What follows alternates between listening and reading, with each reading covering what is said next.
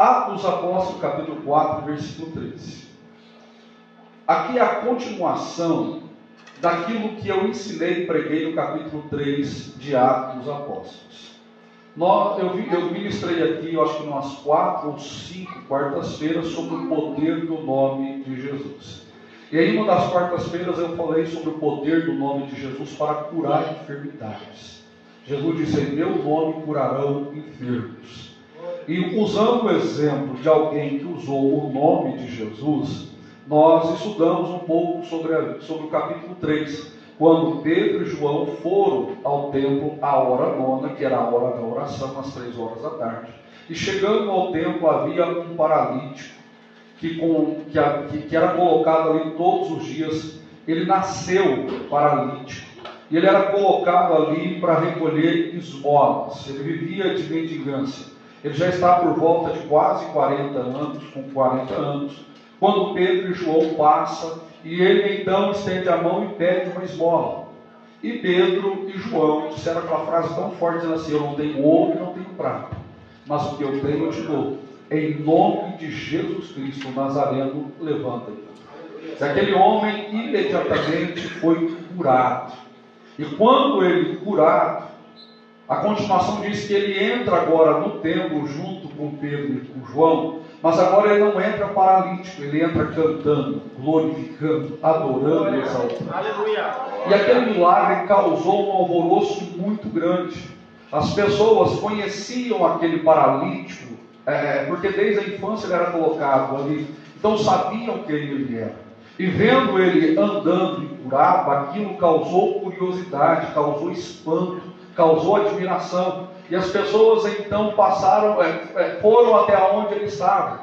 E recebendo o milagre, ele gritava, ele pulava, ele adorava a Deus, ele exaltava a Deus.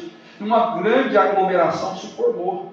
Pedro aproveitou a oportunidade e pregou uma palavra poderosa, falando sobre Jesus e sobre a ressurreição de Jesus. Naquela ministração, quase 5.000 almas aceitou a Jesus. Muita gente se reuniu para ver aquele moço que havia sido curado. Mas também os sacerdotes e a família dos sacerdotes se reuniram para ver que alvoroço era aqueles. E eles chegaram e viram que Pedro está pregando, viu aquela grande multidão, e a primeira coisa que eles fizeram, eles prenderam a Pedro e prenderam a João. E João e Pedro passam a noite no cárcere, para no outro dia eles serem entrevistados agora pelo sumo sacerdote e pelos demais sacerdotes.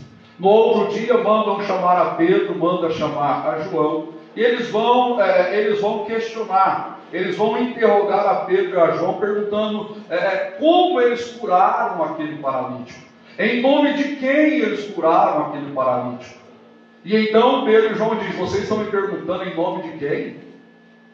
Nós curamos em nome de Jesus. A fé no nome de Jesus fez esse homem andar. Aleluia. Pedro, pregando uma palavra tão poderosa, irmãos, causou um impacto muito grande, não só na multidão que ouviu, mas também no sumo sacerdote e nos sacerdotes que ali estavam. E eles então começaram a interrogar, perguntando quem eram esses homens, Pedro e João. E eles descobriram primeiro que esses homens eram iletrados. Não é que eles eram analfabetos, mas é que esses homens não tinham a mesma formação do que os sacerdotes, do que os escribas, do que os fariseus. Mesmo sendo homens leigos, eles pregavam com tanta ousadia, com tanta autoridade, com tanta graça, com tanta paixão, com tanto amor, que isso chamou a atenção deles. Sendo Pedro e João homens indoutos, eles perceberam que Pedro e João haviam estado com Jesus. Pedro e João haviam andado com Jesus. Pedro e João haviam sido discípulos de Jesus. Pedro e João haviam tido com Jesus intimidade, comunhão. E é sobre isso que eu quero ministrar nessa noite. Estar com Jesus produz e gera coisas extraordinárias na vida daquele que está com Jesus, que fica com Jesus. Porque Pedro e João, é claro que aqui o que eles descobriram é que Pedro e João estar com Jesus é andar com Jesus, ser discípulo de Jesus, aprender de Jesus. E estar com Jesus, irmãos, é algo que enche a nossa vida. transforma a nossa vida. Os irmãos estão entendendo? Estar com Jesus é algo que muda tudo, irmão Cleucir. Porque estar com Jesus é você, aleluia, andar com aquele que é o dono da vida, com aquele que pode curar, com aquele que pode salvar, com aquele que pode transformar. E eu pergunto para você, ainda no início dessa ministração, você tem estado com Jesus? Você tem, aleluia, tirado momentos de comunhão com Jesus? É fácil identificar se você realmente está com Jesus ou é difícil?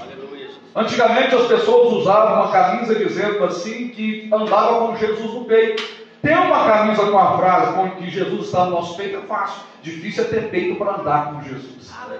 Irmãos, pregando esta semana na casa de uma irmã, eu disse para ela que nós cristãos, acho que até comentei aqui na igreja, nós temos muita dificuldade em termos disciplinas. Nós temos dificuldade em ter disciplina. E nem todas as pessoas podem trabalhar por conta própria. Acho que foi aqui que eu comentei, até se deu o caso, por exemplo, do nosso concluir. Nem toda pessoa pode trabalhar por conta própria. E por quê? Porque se a pessoa falar, eu vou trabalhar por conta própria, ele acha que ele vai acordar a hora que ele quer, ele faz o horário que ele quer, e não é bem assim. Lá no Jardim Capivari tinha um irmão, tinha 2 irmãos que trabalhavam com mecânica, e eles resolveram trabalhar com reciclagem. Os 2 foram na empresa, pediram as contas, saíram porque eles iriam trabalhar com reciclagem. Com o dinheiro que eles pegaram, compraram um terreno, compraram uma Kombi e disseram, vamos trabalhar com reciclagem. 2 meses depois, estão os 2 falidos, batendo na porta do patrão pedindo emprego de volta. Por quê? Porque um deles, porque achava que trabalhava para ele fazer o seu horário, acordava 10 horas da manhã, depois que havia passado a noite toda descansando, aí ele ia sair para procurar reciclagem. E aí o outro irmão dizia, como que nós vamos achar reciclagem? Outra pessoa passou primeiro e levou tudo. Ou seja, faltava disciplina. E como é esse exemplo de nem todos poderem trabalhar por si, para si, porque nem todos têm a disciplina de acordar no mesmo horário que acordaria se trabalhasse para outros, de fazer o mesmo período de trabalho que faria se estivesse empregado em uma empresa, as pessoas acabam relaxando, porque nem todos têm disciplina. E a disciplina é algo essencial para a nossa vida. E eu estou usando essa palavra, eu quero que você entenda bem, vou repetir novamente, disciplina. Por quê? Porque todos nós, aqui, precisamos exercer a disciplina na nossa vida espiritual. Ah, pastor, como assim? Vou explicar de uma forma mais detalhada para que você entenda. Irmãos, nós temos que ter disciplina para orar, nós temos que ter disciplina para jejuar, nós temos que ter disciplina para ler a palavra. Muita gente diz assim, ah, pastor, eu vou orar quando eu puder. Ah, segunda-feira eu acordo, estou muito cansado, não vou orar de manhã, eu vou no trabalho. Depois que eu chegar no meu trabalho, eu oro. Aí chega do trabalho cansado, está tão cansado que não tem força física para orar. Ah, não, pastor, então no sábado ou no domingo eu vou orar. E aí chega no sábado, domingo, passa o dia inteiro fazendo outras coisas, não ora, não lê a Bíblia. E esta questão, ele só vai ter uma experiência com Deus quando ele vem aqui ao culto. E você vê aquela pessoa que deveria estar forte, animada, disposta, ela está fraca, frágil e desanimada. Por quê? Porque passou a semana inteira e não esteve com Jesus, não teve comunhão com Jesus, orou, mas fez aquela oração de soldado, ajoelhou, agradeceu pelo dia, agradeceu pelo alimento e se levantou, não passou momento de comunhão, não teve intimidade, pouco esteve com o Senhor. Meu amado irmão, você precisa ter mais disciplina, precisa disciplinar o seu tempo para estar mais com o Senhor, aleluia, para falar mais com Ele, para ouvir mais a Ele, aleluia, para sentir mais a presença dEle, para que Ele possa revelar a você os mistérios que Ele tem para revelar. Você está me entendendo? Esses homens estiveram com Jesus. E é nítido que eles estiveram com Jesus, porque quando viram o paralítico, em nome de Jesus, eles curaram aquele paralítico. Tem um versículo na Bíblia que diz assim, aleluia, aonde estiver o seu tesouro estará o seu...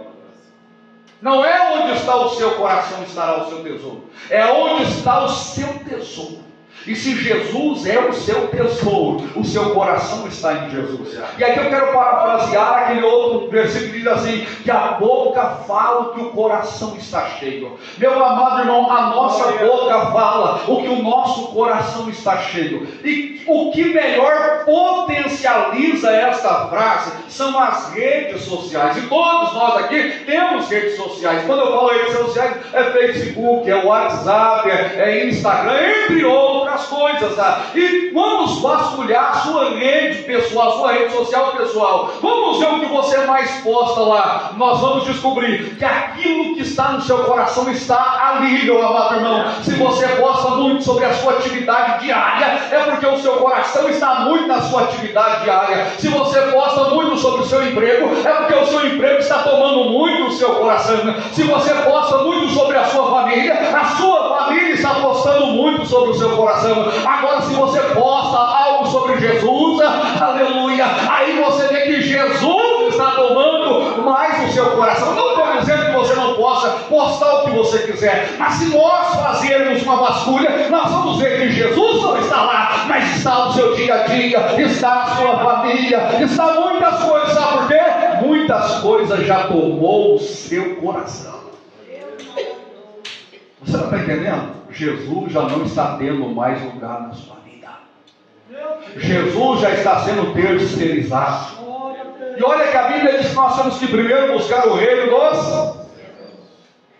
Então Jesus tem que ser prioridade. Os irmãos estão me entendendo?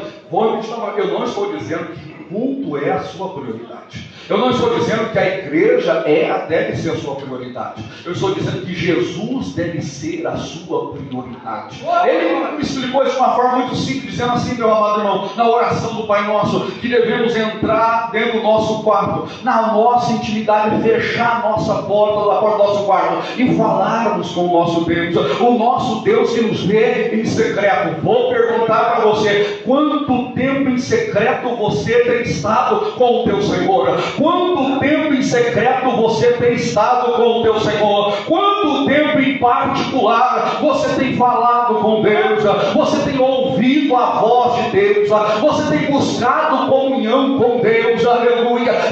Eu tenho dito isso, que a fraqueza espiritual, que o desânimo espiritual é resultado de uma pessoa que não ora, de uma pessoa que não busca a face de Deus, da pessoa que vem pouco na presença do Senhor. Irmãos, acho que o nosso irmão Darlan pregou aqui na quarta-feira falando sobre Apocalipse capítulo 2, versículo 5. Foi o nosso irmão Darlan. Foi isso, irmão Darlan? Sobre a perda do primeiro amor. E Apocalipse capítulo 2, quando Jesus vai disciplinar a igreja de Éfeso, ele diz o seguinte: tenho contra ti. Não é que perdeste o primeiro amor, mas é que deixaste o primeiro amor. Preste atenção nisso que está escrito lá. Vem comigo aqui, Atos capítulo 2. Atos capítulo 2. Olha a repreensão de Jesus. Versículo 4. Apocalipse capítulo 2, versículo 4.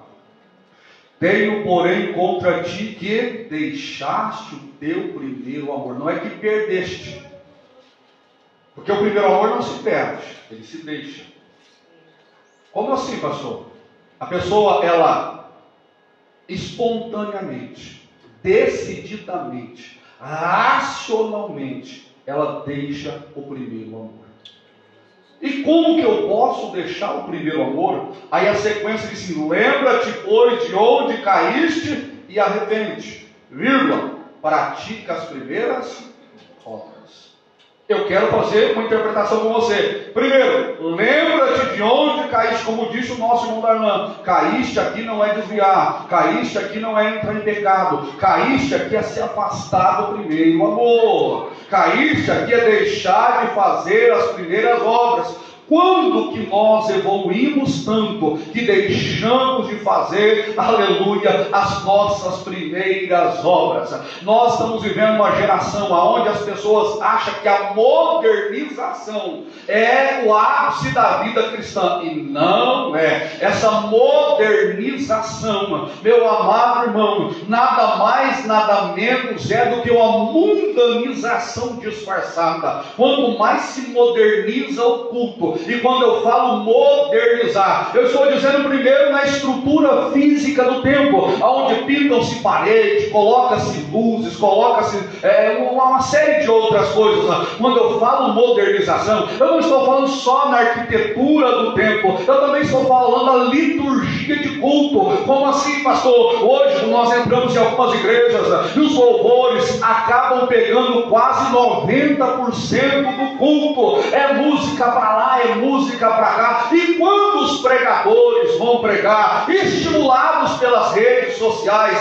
acabam pregando mensagens de autoajuda, mensagens triunfalistas e não mensagens bíblicas. Por isso eu vou falar por mim. Quando alguém diz assim: pastor, eu ouvi um pregador na internet e me manda, e eu simplesmente abro e eu vejo ele, e ele tem menos idade que eu nem acompanho, eu nem termino de ouvi-lo.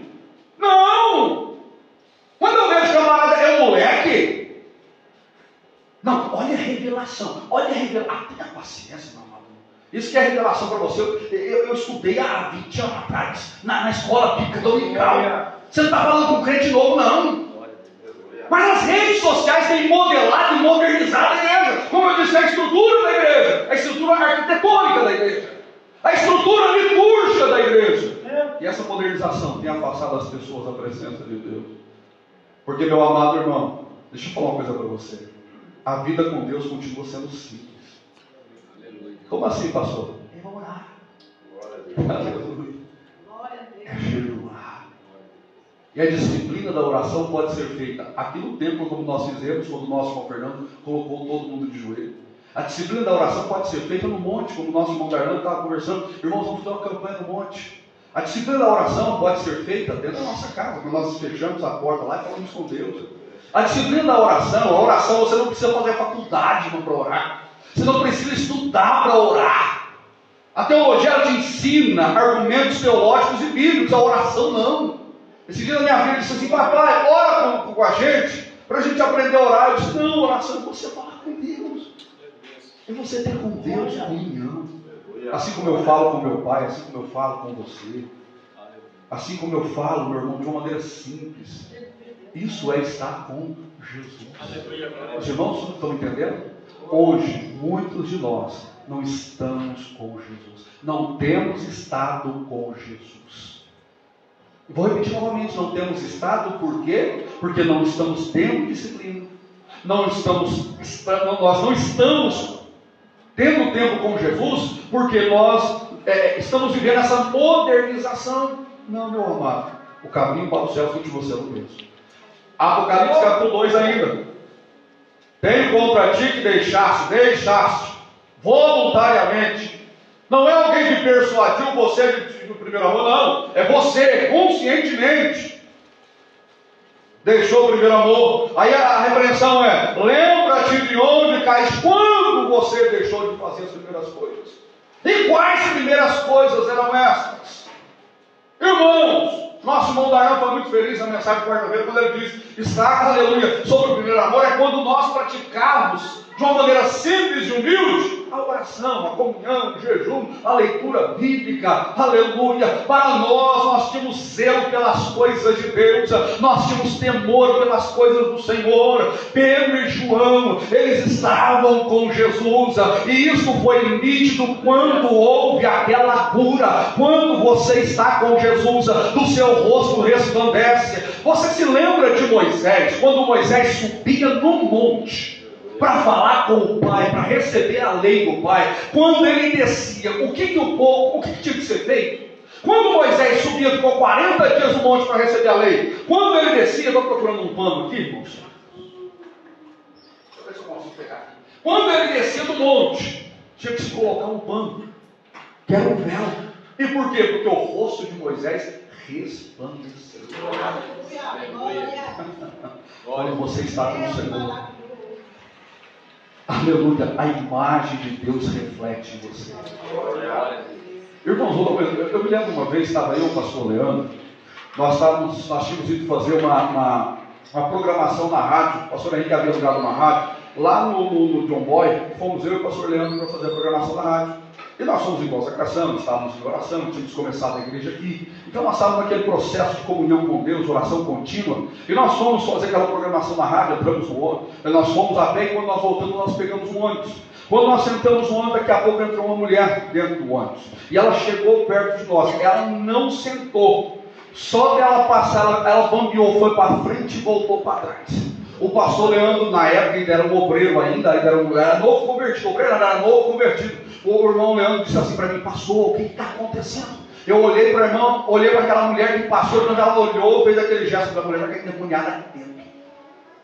A mulher só de passar, eu não precisei colocar a mão nela, nós não precisamos orar, nós sequer falamos com ela, só dela passar, ela sentiu o impacto da glória de Deus que estava sobre nós, da unção de Deus que estava sobre nós, do poder de Deus, porque nós havíamos estado com Jesus. Quando você está com Jesus, meu amado irmão, aleluia, aleluia, unção emana de você, resplandece de você, graça exala de você, aleluia. Paulo disse que nós somos o bom perfume, aleluia, meu amado irmão. Quando você está com Jesus, você pode não perceber, mas de você exala o perfume da graça e da misericórdia. Você tem estado com Jesus? Você tem estado com Jesus? Quando nós estamos com Jesus, coisas extraordinárias acontecem. Irmãos, eu já vou finalizar a palavra, nós estamos aqui para a Santa Ceia, né? Vou dar um exemplo pessoal para você. Quando eu aceitei Jesus, quando eu vim para a igreja, quando eu entreguei a minha vida para a igreja, eu sempre conto esse testemunho que os irmãos têm visto pessoas que vieram aqui na igreja pregar e que me conheceram quando eu era jovem. E eu nunca fui para a igreja para brincar, eu sempre aceitei Jesus com muita seriedade. Isso lá em Minas Gerais, quando eu vim de Minas para cá, e eu não sou o que eu sou porque eu sou pastor. Eu sou pastor porque eu sou o que eu sou. Em oração, em leitura bíblica, em comunhão, em disciplina e tudo mais. Eu aceitei Jesus com muita vontade. Tanto é que eu não me vejo como pastor. Eu sempre vejo que eu não tenho o perfil necessário, os dons necessários. Onde eu estava pregando na série, eu falei sobre isso. Quando eu olho para mim, eu não me vejo como um bom pastor. Mas hoje eu estou como pastor. Mas relembrando a época da minha conversão, eu me converti com 2 ou 3 meses depois, boa parte dos meus amigos se converteram. Eu me converti, nós tínhamos 6 jovens, tínhamos 10 jovens, com 2 meses nós estávamos com 28, 30 jovens, e só foi crescendo. E era assim, irmãos, aquela rapaziada de 16, 17, 18 anos que ia para a igreja, todo mundo ia para a igreja, que bênção. Nosso grupo de jovens era uma maravilha, só que dentro daquele grupo tinha os seus grupinhos, que andava, era o grupinho da música, era o grupinho da palavra, como os irmãos sabem, eu sou desentoado, desafinado, horrível para a música, então os irmãos da música nunca andavam comigo. E era mais ou menos o seguinte, eu ia para a igreja de manhã orar, eu ia à tarde para orar, eu sempre estava orando. Eu nunca tive inimizade com ninguém, eu sempre fui muito amigo de todos, mas nem todos andavam comigo, nem todos queriam andar comigo. Por quê? Porque eu queria um compromisso sério com Deus. Mas quando eles estavam passando por algum problema, seja na questão de namoro, problema, qualquer problema, eles se aproximavam de mim. E ele dizia: irmão Rafael, você vai orar hoje? Eu dizia: vou, então eu vou com você. Aí eles iam para a oração junto comigo. Irmão Rafael, ora por mim. Por quê? Porque eles viam em mim alguém que tinha compromisso e seriedade com Deus. Por quê? Porque você anda com pessoas e parte do caráter, do compromisso, do comprometimento daquela pessoa acaba impregnando em você. Se você anda com pessoas relaxadas, você acha que a forma daquela pessoa não tem problema nenhum, mas se você anda com pessoas sérias, o jeito daquela pessoa andar, a roupa que ela usa, você começa a olhar e falar: quero andar igual essa pessoa anda. Por quê? Porque a imitação, quando nós andamos com Jesus, aleluia, nós imitamos a Jesus, aleluia, nós queremos orar, nós temos amor, nós temos humildade, nós temos companheirismo. Vou perguntar para você novamente a mesma frase que eu disse no início dessa palavra: você tem estado com Jesus? Porque quando você está com Jesus, aleluia, o caráter de Jesus impregna em você, o amor de de Jesus impregna em você, a graça dele impregna em você. Você quer ser como ele é, aleluia. Você quer ter aquilo que ele tem para te dar. Agora, quando nós não andamos com Jesus, porque tem pessoas que não andam com Jesus, né, irmãos? Eu preguei uma palavra aqui esse dia, não sei se os irmãos se lembram, eu falei sobre, acho que foi no domingo passado, ou retrasado. Jesus não anda de carona na nossa vida. Jesus não é o piloto da nossa vida. Ou ele é, ou ele está no controle. Ou você entende que é ele que guia, que direciona, que controla, que leva, ou nada feito. Os irmãos estão me entendendo? Amém? Se coloque de pé neste momento. Essa palavra é para mim também, irmãos. Eu preciso me disciplinar para estar mais com o Senhor. Nós queremos ver mais milagres. Nós queremos ser agentes de milagres. Nós queremos que a nossa família seja tocada pelo Senhor. Nós queremos que a graça de Deus esteja em nós. Então, irmãos, vamos estar mais com o Senhor. Os irmãos estão me entendendo? Menos com o mundo, menos com as redes sociais, mais com o Senhor. Eu quero fazer uma oração com você, daqui a pouco nós vamos fazer a consagração dos elementos aqui. Coloque a mão sobre o seu coração. Querido e eterno Deus, Espírito Santo, nós precisamos que o Senhor nos discipline. Nós precisamos que o Senhor nos alerte quando o Senhor Deus, aleluia, e já nós estamos chegando perto do vermelho no que diz respeito à nossa comunhão com o Senhor. Querido Espírito Santo, esta igreja, como eu, Senhor Deus, todos nós precisamos estar mais com o Senhor Jesus. Porque estar com o Senhor Jesus, aleluia, a nossa vida ela é enchida e preenchida, transbordante, Senhor Deus, da presença do Senhor, desse poder, desta unção, dessa graça, dessa vida, dessa vitalidade, desta ousadia. Quanto mais nós estamos com o Senhor, mais ousadia nós temos de falar a sua palavra, mais autoridade nós temos de usar o nome de Jesus. Mais unção nós temos, aleluia, para pregar o Evangelho. Nós precisamos estar mais com o Senhor. Querido Deus, como o Senhor Jesus repreendeu a igreja, Senhor Deus de Éfeso, dizendo que eles conscientemente, voluntariamente, haviam deixado o primeiro amor, quando deixaram de praticar as primeiras obras, quando eles deixaram de fazer aquilo, ó Deus, que por mais simples que fosse, era aquilo que mantinha, aleluia, a chama viva, ativa e poderosa. Querido e eterno Deus, nós estamos vivendo num mundo moderno, e essa modernidade, Senhor, de certa forma tem entrado dentro da igreja, e nós, Senhor Deus, consciente ou inconscientemente, temos de certa forma valorizado, Senhor Deus, essa exteriorização